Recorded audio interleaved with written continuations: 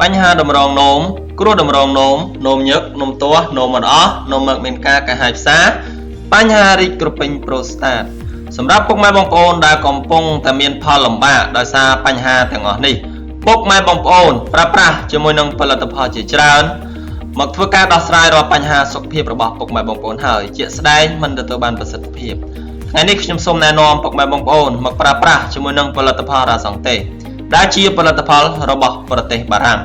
សម្រាប់ផលិតផលរ៉ាសង់តេនេះមួយកំប៉ុងមាន60គ្រាប់ពុកម៉ែបងប្អូនទទួលទានមួយថ្ងៃ2គ្រាប់ព្រឹក1គ្រាប់ឬងាយ1គ្រាប់សម្រាប់ពុកម៉ែបងប្អូនដែលចង់ជីវក៏ដូចជាចង់ប្រឹក្សាជាមួយនឹងបញ្ហា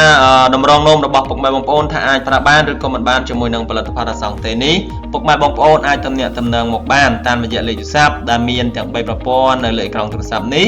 ឬក៏ពុកម៉ែបងប្អូនធ្វើការឆាតចូលក្នុង page ដើម្បីជួបជាមួយនឹងលោកគ្រូអ្នកគ្រូជំនាញប្រឹក្សាជូនពុកម៉ែបងប្អូនដោយឥតគិតថ្លៃបាទ